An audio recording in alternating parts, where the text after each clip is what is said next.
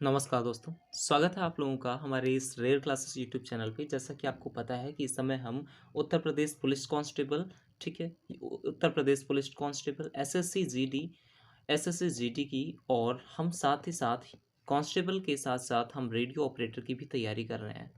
और इससे रिगार्डिंग हम कुछ इंपॉर्टेंट क्वेश्चंस हम करवाते हैं आपको, जो कि कुछ ना कुछ इंपॉर्टेंट रोल प्ले करेंगे। चलिए आज हम वैसे ही सेशन स्टार्ट करते हैं।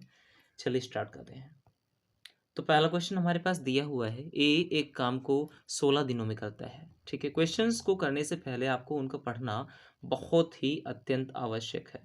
क्वेश्चन में कहा गया है कि ए एक काम को 16 दिनों में करता है, बी उस काम को 26 दिनों में करता है। ठीक है, 26 दिनों में पूरा करता है।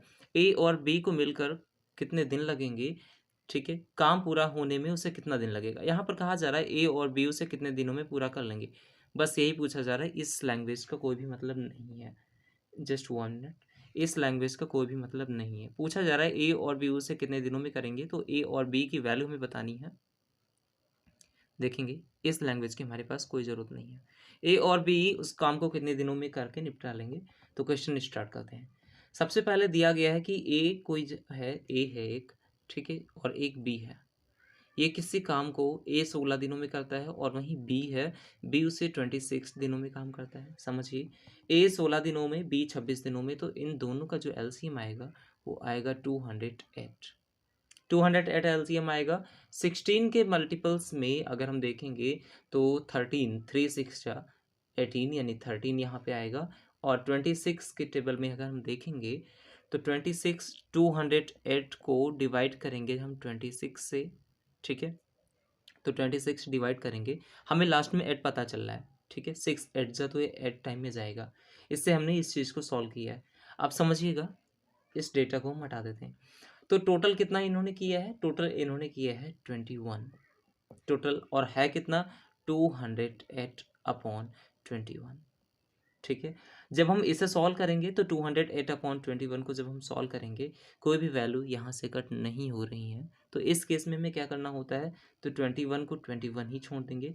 कितने टाइम में ये जाएगा? हम अगर देखेंगे इससे क्लोज कितना है लास्ट में, जिसमें 1 आ जाए, तो 8 आ जाए लास्ट में जिसमें। तो देखो ज़रा, अगर हम ये करते हैं, ये 8 होल, ये लिखा हुआ है 8 होल 11 अपॉन 21 है।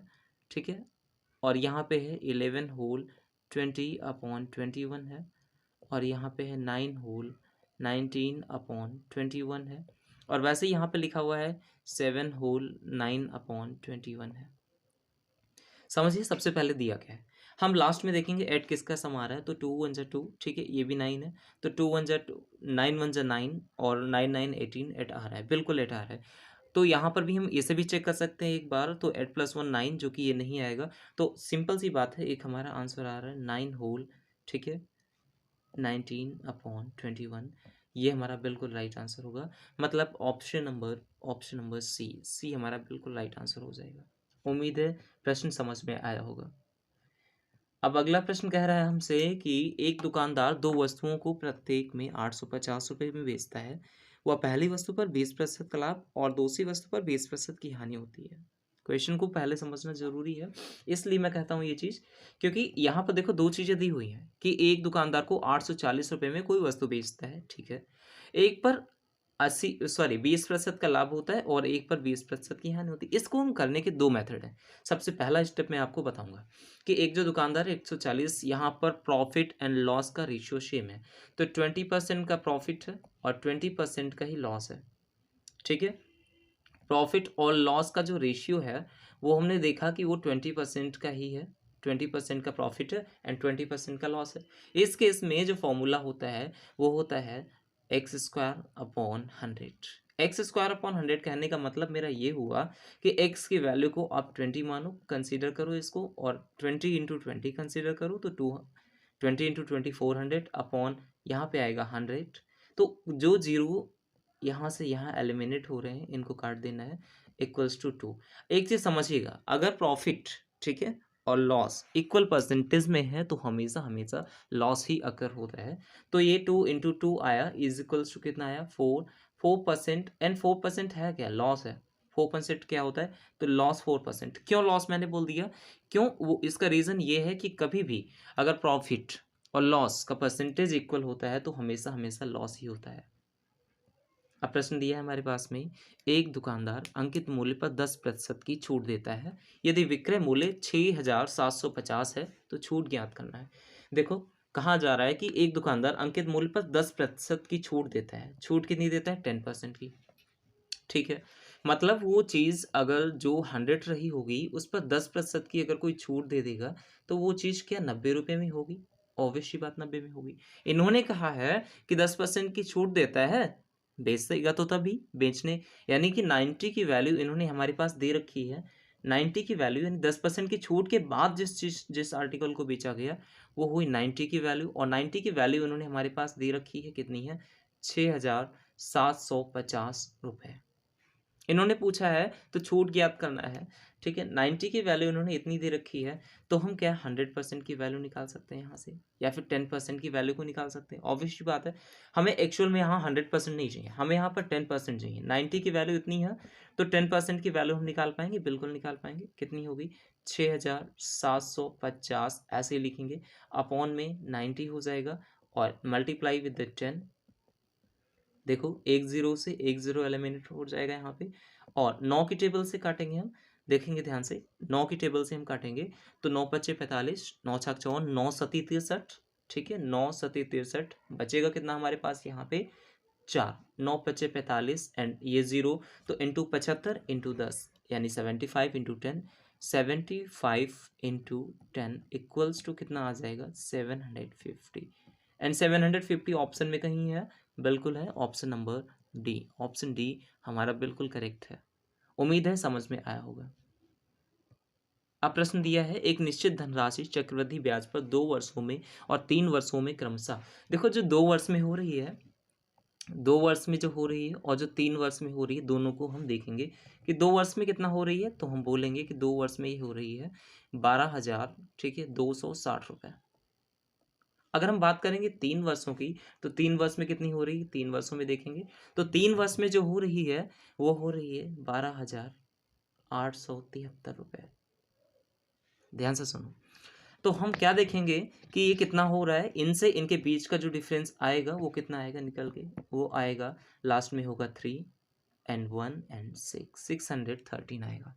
613 इक्वल्स टू, ठीक है, इक्वल्स टू 12,260 मल्टीप्लाई, मल्टीप्लाई किससे करेंगे? रेट से, रेट ही तो हमें निकालना है, इनटू, हमने यहाँ पे टाइम दिया नहीं है क्योंकि, सॉरी, टाइम दिया है क्योंकि यहाँ से यहाँ का जो डिफरेंस है ये 1 ईयर का है, ये 1 ईयर का डिफरेंस है, इसीलिए हम टाइम में 1 रखेंगे, अपॉन 100। ऐसा इक्वल्स टू PRT अपॉन 100। ये तो उसका ब्याज निकल के आता है ना, ये जो आया है निकल के, ये तो उसका ब्याज निकल के आया है। अब जब हम इसे सॉल्व करेंगे तो 0 से 0 कटेगा। फिर देखेंगे एक वैल्यू हमें दिखाई दे रही है कि 613 एकम 613, और 2 टाइम में 1226 पूरा खत्म हो जाएगा, एंड 2 एकम 2, 2 पंचे 10, तो रेट इक्वल्स टू कितना आई? 5%। रेट कितना निकल के आई? 5%। तो 5%, option number C, option C बिल्कुल परफेक्ट है हमारे पास। उम्मीद है समझ में आ रहा होगा। अब चलते हैं अगले क्वेश्चन की तरफ। इसमें कहा गया है, दिलीप और राजेश एक काम को अलग अलग क्रमशः 20 दिन और 30 दिन में पूरा कर सकते हैं। दिलीप है और राजेश है, जो कि दिलीप 20 दिन में, राजेश उसे 30 दिन में पूरा करता है। यदि वे राजेश द्वारा वैकल्पिक आधार पर काम शुरू करते हैं तो काम कितने दिनों में पूरा हो जाएगा? समझिए, 2 पर्सन है यहाँ पे। 2 पर्सन की अगर मैं बात करता हूँ तो पहले तो हो गया दिलीप, ठीक है, दिलीप को मैंने डी से लिखा, जस्ट 1 मिनट, दिलीप को मैंने डी से लिखा, ये दिलीप हो गया, और एक और है जो कि है राजेश। जो दिलीप हैं, ठीक है, इनके द्वारा कार्य 20 दिनों में होता है, एंड राजेश है, इनके द्वारा कार्य होता है 30 दिनों में। ठीक है, उम्मीद है यहाँ तक समझ में आया होगा। कहा जा रहा है कि यदि वे वैकल्पिक करते हैं, अगर ये दोनों मिलके करें तो देखेंगे कितने दिनों में करेंगे, तो इनका एलसीएम जो निकल के आएगा वो निकल के आएगा 60। कितना निकलेगा? 60।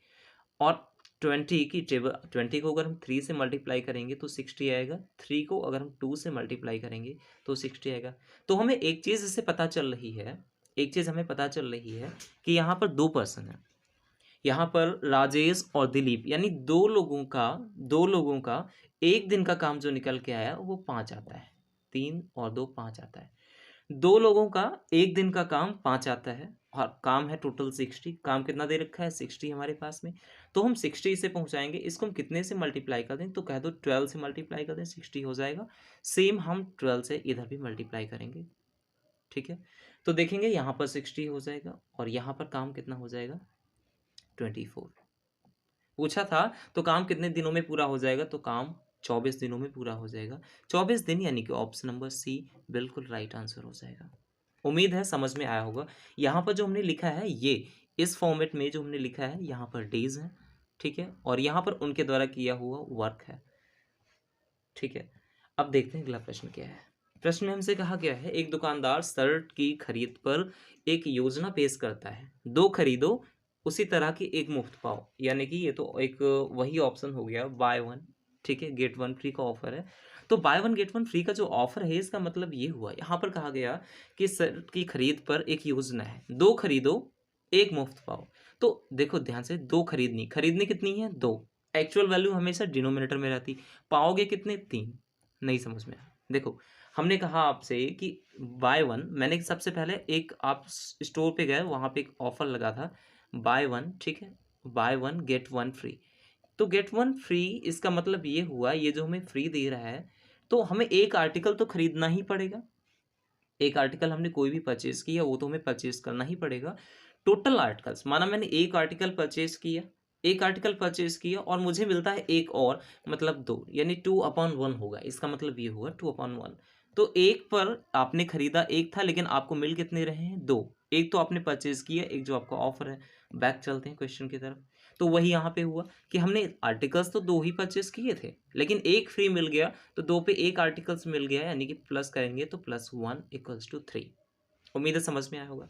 अब कहा जा रहा है कि खरीदने जो है, हमने जिस रेट पे खरीदा है, क्रय मूल्य जो है वो 300 है, यानी दो की वैल्यू 300 है ना। दो की वैल्यू 300 है। अब कह रहा है यदि 30% का लाभ कमाना चाहता है। अच्छा, दो की वैल्यू 300 है, तो हम निकालेंगे यहाँ पे कि तीन की वैल्यू कितनी निकल के आएगी? तीन की वैल्यू निकल के आएगी, कहोगे 300/2 × 3। उम्मीद है यहाँ तक समझ में आया होगा। Just 1 minute. उम्मीद है यहाँ तक समझ में आया होगा। अब कहा जा रहा है कि एक शर्ट का विक्रय मूल्य क्या होगा, ये तो उसे 30% का लाभ कमाना हो, तो ये तो 3 की वैल्यू निकली ना।